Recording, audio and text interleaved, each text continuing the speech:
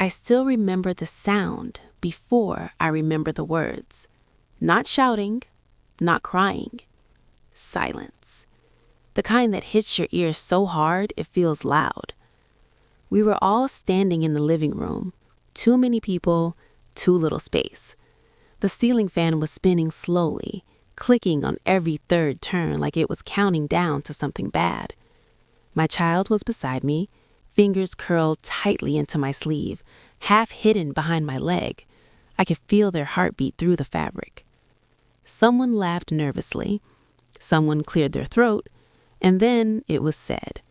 Not gently, not privately, out loud, so everyone could hear.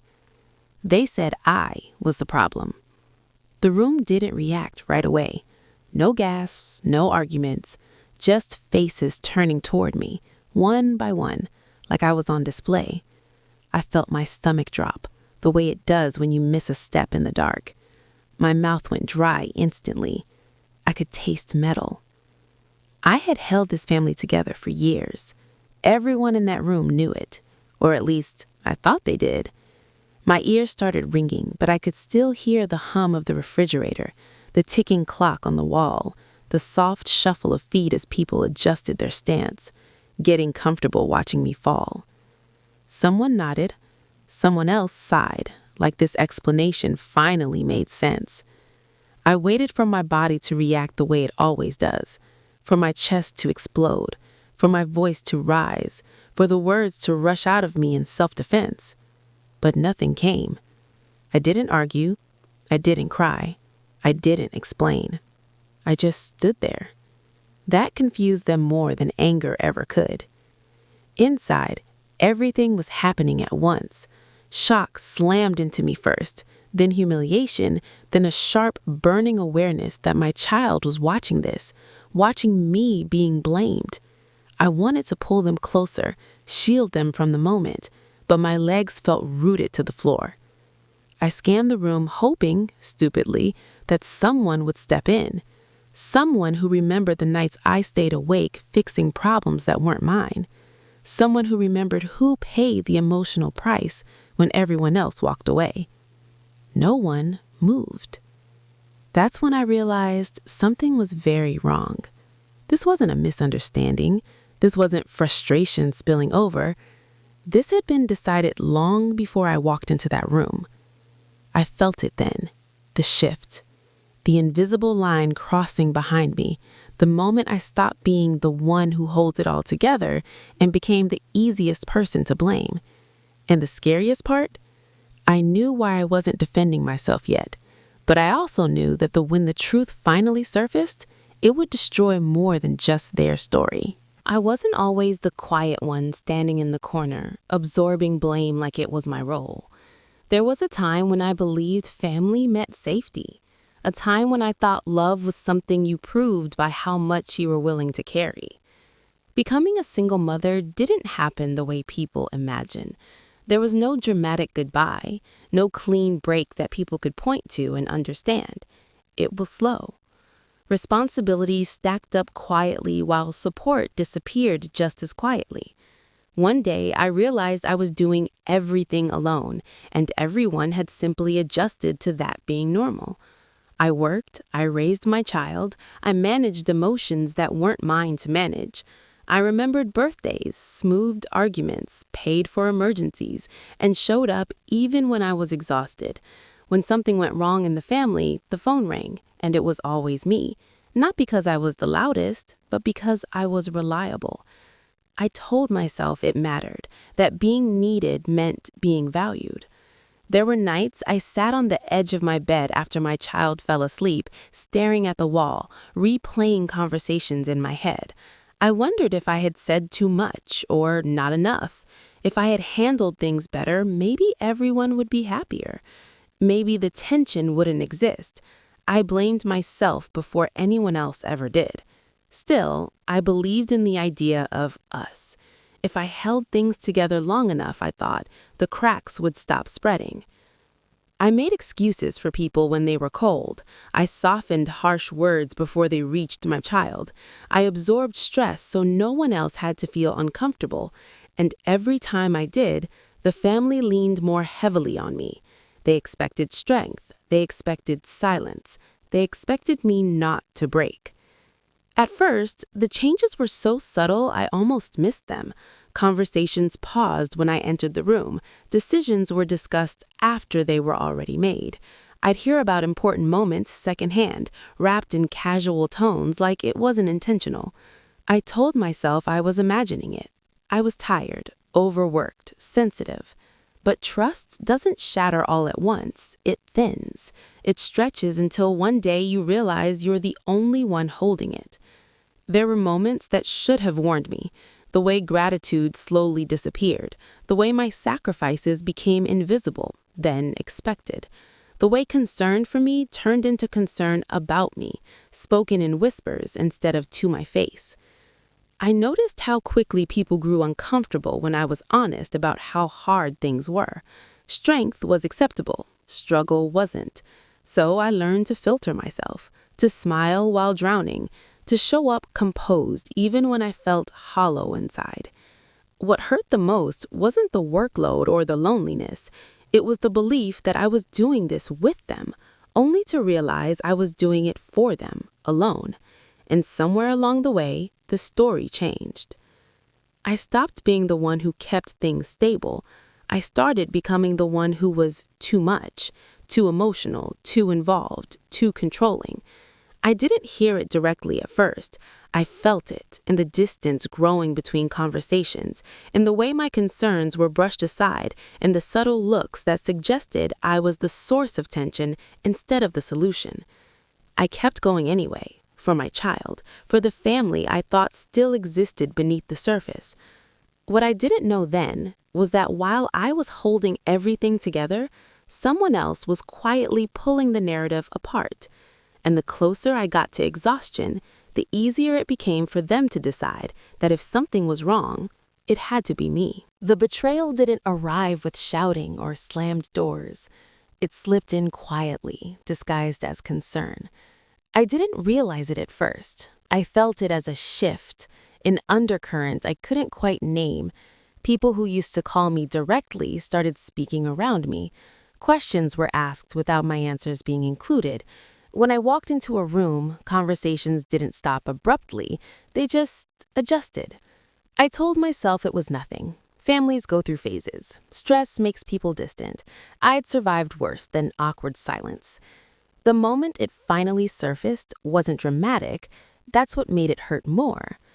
I overheard my name in another room. Not raised voices, careful ones, controlled. The kind people use when they think they're being reasonable. I stood still, heart pounding as fragments reached me. My actions were being reinterpreted, my intentions rewritten. The sacrifices I made were now described as interference. They weren't angry with me. They were confident about me. That was the first real cut. I didn't confront anyone right away. Part of me refused to believe it. I told myself I was mishearing, overthinking, filling in gaps with fear. I wanted it to be a misunderstanding because misunderstandings can be fixed. But then the pattern became impossible to ignore. Something I had shared privately, carefully, vulnerably, showed up in a public setting. Not word for word, but close enough that I recognized it instantly. Only now the context was gone. The nuance was stripped away. What remained made me look unstable, reactive, like someone who created problems instead of solving them. My chest tightened as I realized what had happened. Someone I trusted had taken my words and reshaped them. Not out of confusion, but intention. I replayed the original conversation in my head, searching for the moment I'd been careless, the moment I'd said too much. I wondered how long it had been discussed before I ever knew. How many nodding heads, how many quiet agreements had already been formed. When I finally asked about it, carefully, calmly, I was met with smiles that didn't reach the eyes. I was told I was reading into things, that people were just worried, that I should try not to take everything so personally. That's when denial started fighting reality inside me. I wanted to believe them. I wanted to believe I wasn't being slowly set up as the problem. but my body knew before my mind accepted it. My sleep broke into short, anxious stretches. My appetite disappeared. Every interaction felt like a test I didn't know I was taking. I began choosing my words like they could be used as evidence. The betrayal became undeniable the day I was excluded from a decision that directly affected my child. I found out after it had already happened, casually, like an afterthought. When I asked why I hadn't been included, the response was vague, defensive, almost annoyed. That's when it hit me. This wasn't about protecting the family. This was about controlling the story. I realized then that someone had been working quietly, consistently, turning my steadiness into suspicion, my involvement into overreach, my silence into guilt. And the cruelest part? They used the version of me I had shown in trust, the tired, honest, human one, to build a case against me. Standing there, processing it all, I felt something shift inside my chest. Not rage, not tears, clarity. Because once you see betrayal clearly, you stop asking if it's real and start asking how deep it goes. Once the betrayal settled into focus, everything around me felt heavier, not louder, quieter. Conversations thinned out. Support came with conditions. I could feel the pressure building, layer by layer, even when no one was openly accusing me of anything. That was the most exhausting part. Nothing was said directly, but everything was implied. Plans were made without my input. When I noticed and asked, the explanations were vague, almost rehearsed. We didn't think it was a big deal. We assumed you were busy. Each answer landed like a reminder that my presence was no longer essential, only my compliance was. I started noticing how carefully people watched me. A raised eyebrow if I spoke too long, a pause if I asked questions. It was subtle, but constant, like walking through a room filled with tripwires I couldn't see. At home, the weight followed me. I lay awake at night listening to my child's breathing, wondering how much of this tension they were absorbing without words. I hated myself for not being able to shield them completely. I hated the way my phone made my stomach drop every time it buzzed. Messages came that sounded polite, but felt sharp underneath. Suggestions disguised as advice. Concern wrapped around criticism. I was told to relax, to let go, to stop overthinking. The more I tried to explain, the more defensive I seemed. The more I pulled back, the more suspicious I became. There was no winning. I felt trapped between speaking up and staying silent. If I defended myself, it fed the narrative that I was difficult. If I stayed quiet, it confirmed I had something to hide. The ground beneath me kept shifting, and I was constantly adjusting just to stay upright. The pressure increased when responsibility didn't disappear along with trust. I was still expected to handle problems, smooth conflicts, and show up when things went wrong. The difference was that now any outcome could be used against me. If things worked out, it was teamwork. If they didn't, it was my fault. I began questioning myself in ways I never had before. I reread messages before sending them. I replayed conversations afterward, searching for missteps. I wondered if I really was too much, too controlling, too emotional. The doubt crept in quietly, eroding the confidence I'd built over years of surviving on my own. The worst moment came when I realized I was being discussed in my absence, not with concern, but with conclusion. The decisions had already been made. I was no longer part of the conversation about my role in the family. And still, I stayed. Not because I was weak, but because I was scared of what walking away might cost my child. I told myself enduring this was the price of stability, that discomfort was temporary, that if I could just hold on a little longer, things might reset. But tension doesn't resolve when it's ignored. It sharpens. Every interaction felt like standing on the edge of something about to break. I could sense impatience behind smiles, judgment behind questions. I wasn't being heard, I was being evaluated. I knew then that this situation wasn't drifting toward peace, it was moving toward confrontation. Something was coming. I could feel it in the pauses between words, in the way people avoided my eyes, in the tightening of my chest every time we were all in the same room. The pressure wasn't just rising around me anymore, it was closing in. The confrontation didn't start as an explosion. It started as a tone change, a question that wasn't really a question, a look that lingered too long. The air felt tighter, like the room itself was bracing. We were all together again, sitting close enough that I could hear every breath, every shift in posture. I knew before anyone spoke that this wasn't a normal conversation. This was a moment that had been rehearsed without me. The first accusation came wrapped in calm language, something about concern, about patterns, about how things had been feeling lately. Heads nodded around the room as if the conclusion had already been agreed upon. I listened, trying to stay steady, while my chest tightened with every sentence. Then it sharpened. My actions were listed one by one, stripped of context, presented like evidence. Moments where I stepped in became moments where I overstepped. Times I stayed quiet or reframed as manipulation. Even my exhaustion was turned into proof that I was unstable. I realized then that this wasn't about understanding. It was about positioning. Someone finally said it clearly, what all the careful wording had been circling around, that the tension in the family followed me, that wherever I went, things became difficult, that maybe the real issue wasn't the situation, but me. There it was. The room waited. I felt heat rush up my neck, my hands curling into fists against my thighs. My heart pounded so hard it felt visible. Every instinct screamed at me to defend myself, to dismantle every lie piece by piece. But I also noticed something else: their confidence. They spoke like people who believed the outcome was already sealed, like they expected me to crack, to cry, to lash out, anything that would confirm what they'd decided. One mocking remark slipped through the cracks, casual but cruel, meant to minimize everything I'd carried. It wasn't loud, it didn't need to be. It landed precisely where it would hurt most.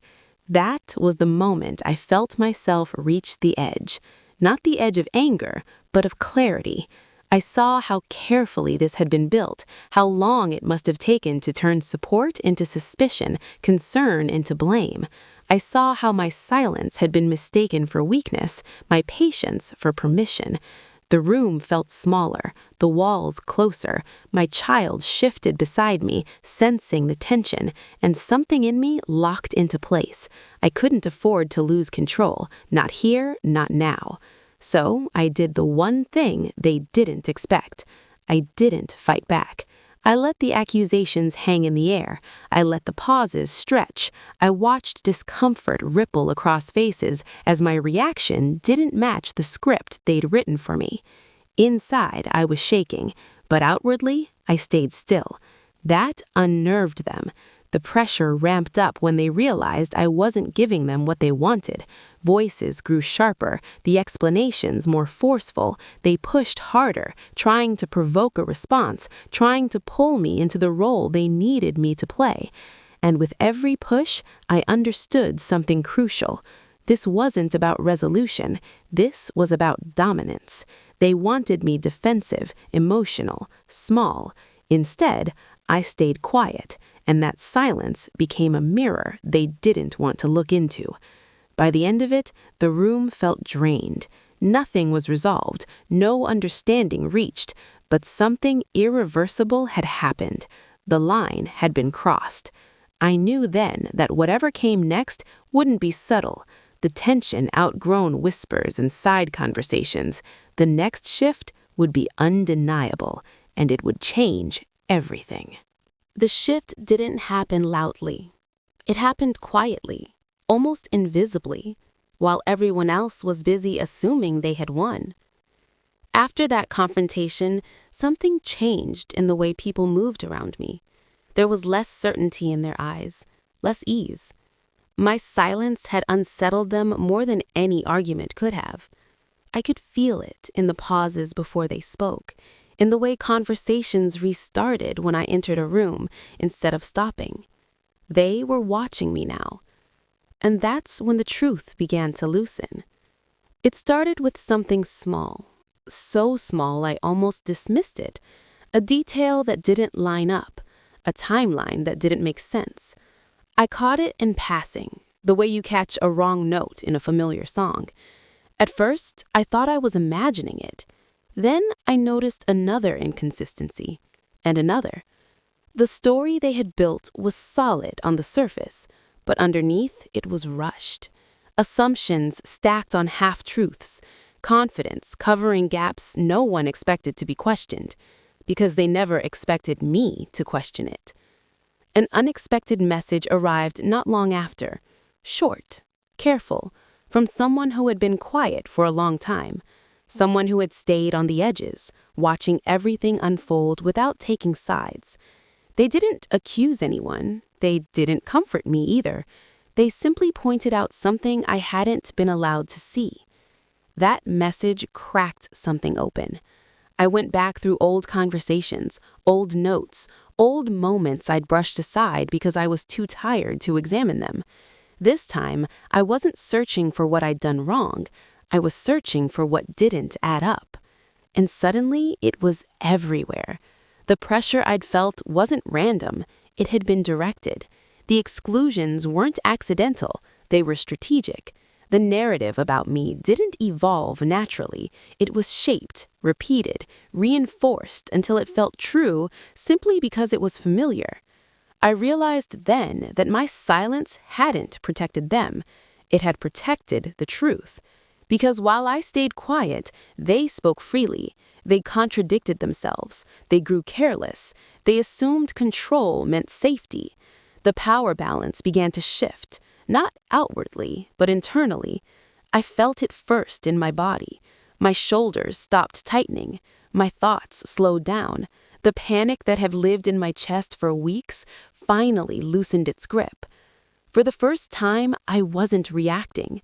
I was observing. I noticed who avoided eye contact now, who over-explained, who suddenly needed reassurance from others. The confidence that once felt unshakable started to crack around the edges. They sensed it too. Questions came my way, soft ones, probing ones, attempts to gauge what I knew. I answered carefully, truthfully, but not fully. I didn't owe them my strategy, and I wasn't interested in dramatic reveals. I wasn't gathering ammunition. I was letting the truth surface on its own. And the most unexpected part? I didn't feel angry anymore. I felt steady. The fear that had kept me trapped, the fear of being misunderstood, of losing my place, of destabilizing things for my child, started to fade. I understood then that the instability already existed. It just wasn't being blamed on the right people. I had spent so long holding everything together that I forgot what it felt like to stand on my own ground. Now I could feel it beneath my feet. The turning point wasn't a single moment.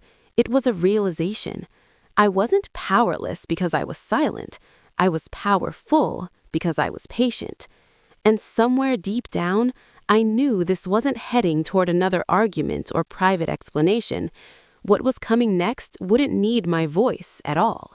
The truth was already moving, and soon it wouldn't be possible for anyone to ignore it. The truth didn't arrive the way I once imagined it would. There was no announcement, no dramatic confession. It surfaced because it had nowhere left to hide. We were all together again, not intentionally, not for confrontation, just another gathering, another attempt at normalcy layered over months of tension. The room felt different this time, quieter, careful, like everyone sensed something fragile sitting between us. I didn't come prepared to reveal anything. I didn't need to. The first crack appeared when a simple question was asked, casual, almost harmless. Someone referenced a past event, repeating it the way it had been retold so many times that it felt permanent. Only this time, the details didn't align. There was a pause, a correction, then another pause. I watched faces change in real time. Confidence flickered. Someone tried to smooth it over, adjust the story, but the words came out wrong. Too fast, too forced. The room leaned in without realizing it. Another detail surfaced, then another. Not from me, but from others. People who had listened quietly for months began comparing what they'd been told. The timelines clashed, motives didn't match. The story that once sounded solid started folding in on itself. I stayed still. The tension thickened as the realization spread, not all at once, but in waves. Eyes darted across the room, searching for confirmation, for support, for a way to regain control. But the momentum had shifted. No one was steering it anymore. That's when the pattern became impossible to ignore. What had been framed as concern for the family was exposed as control. What had been labeled as my interference was revealed to be misdirection. The moments I'd been blamed for were suddenly being examined from angles no one had allowed before. I felt it then, the emotional weight lifting from my chest. Not because I was being defended, but because the lie was collapsing on its own. Someone asked a question that cut straight through the noise, a question no one could answer without unraveling everything. Silence followed, not the heavy kind from before, but an exposed one, a silence filled with understanding. That was the moment it hit them. The problem they had pointed at me for so long wasn't standing in front of them anymore. It was sitting among them. I could see it in the way posture changed, in the way explanations stopped mid-sentence, in the way certainty drained from voices that once sounded absolute. No one looked at me directly. They didn't need to. The truth was doing the work I had been punished for trying to do, bringing clarity. I thought I would feel vindicated, triumphant, relieved. What I felt instead was calm. Years of self-doubt dissolved in minutes, not because I was proven right, but because I finally understood how wrong I'd been to carry blame that was never mine. The exposure wasn't loud, but it was complete. There was no fixing it, no reframing it, no turning it back on me. The story had lost its grip, and everyone in that room knew it. I didn't say anything. I didn't need to explain my silence or justify my patience. My restraint wasn't weakness anymore. It was evidence. Evidence that I had trusted the truth to surface when it was ready. And as the room sat with what had just been revealed, one thing became painfully clear. I hadn't destroyed the family by staying quiet. I had saved myself by refusing to lie. What broke that day wasn't me. It was the illusion they'd built. And once it shattered, there was no pretending it had ever been real. After the truth surfaced, nothing went back to the way it was, and that was the point. There were no apologies that felt complete, no dramatic admissions, just a quiet shift in how people treated me. The confidence that once pushed me into a corner was gone. Conversations were slower now, careful, measured. The same people who had spoken about me so freely struggled to meet my eyes. Consequences didn't arrive as punishment, they arrived as distance. Trust fractured where it had been abused. Opinions that once carried weight were questioned. The authority some people assumed they had quietly dissolved. I watched it happen without satisfaction or bitterness, only clarity. For the first time in a long while, I wasn't managing anyone else's emotions. I wasn't explaining myself. I wasn't trying to fix the discomfort in the room. I let it exist without absorbing it. That was my freedom. At home, the air felt lighter. My child noticed it before I did. There was less tension in my voice, less exhaustion in my body. I laughed without forcing it. I slept without replaying conversations.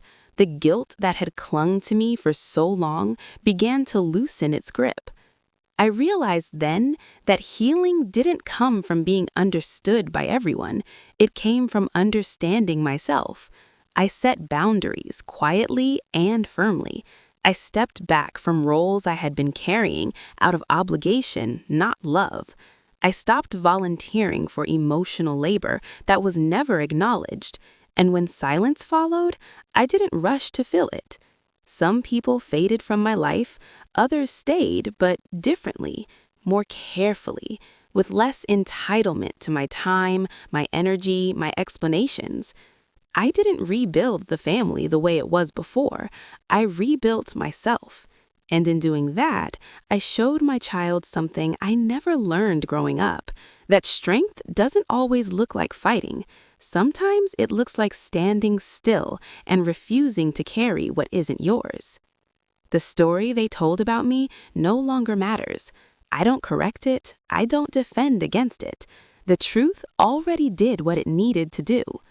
If this story feels familiar, if you've ever been the one holding everything together while being blamed for the cracks, know this: silence isn't weakness when it's chosen with clarity.